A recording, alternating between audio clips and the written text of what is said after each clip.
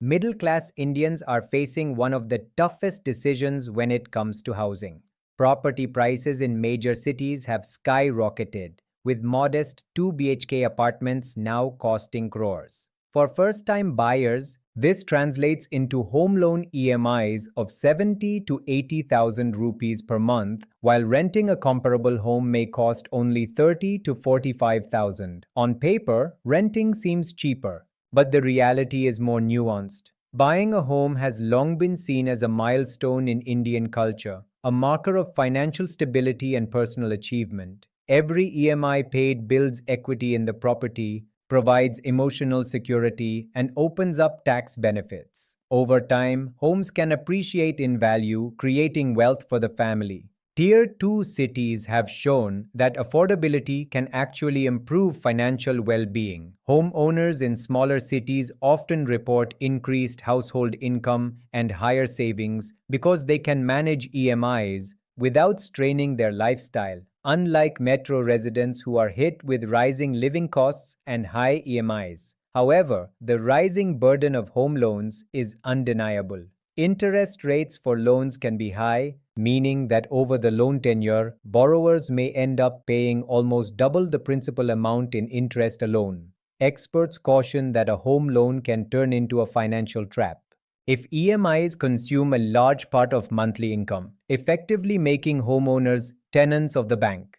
In metros, the share of affordable housing has been shrinking steadily, while luxury housing sales have risen. EMIs, combined with property tax, maintenance, and renovation costs, can leave families financially stretched and with limited flexibility. On the other hand, renting offers flexibility, lower upfront costs, and freedom from maintenance. Professionals can relocate for work opportunities, invest the difference between rent and potential EMI, and avoid being locked into decades-long debt. With the rise of remote and hybrid work, many prefer renting in suburban areas, living comfortably without the stress of long-term liabilities. Yet renting is not without its own challenges. Landlords can increase rent periodically, and tenants have limited rights to customize or renovate their homes. There is also no asset creation, which is why some still see buying a home as essential for long-term security and cultural status. For many young professionals, the decision ultimately comes down to personal circumstances, financial stability, career mobility, lifestyle priorities, and how long they intend to stay in a city all play a crucial role. Buying makes sense if the property's value is reasonable, EMIs are manageable relative to income, and the family plans to stay in one place for many years. Renting may be better for those starting their careers, expecting job relocations, or seeking financial flexibility in uncertain times. The urban housing market today reflects these tensions clearly. Metro residents are struggling with affordability, while Tier 2 cities offer a more sustainable balance between income, EMIs, and quality of life.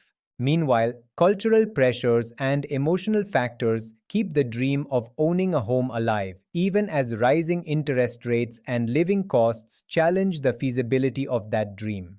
The key takeaway is that there is no universal answer. Whether to rent or buy should be guided not by social expectations or assumptions, but by careful financial calculations, lifestyle considerations, and long-term goals. Ultimately, the choice is about balancing aspiration and affordability, security and flexibility. A home can be a dream or a nightmare, depending on how wisely you approach it.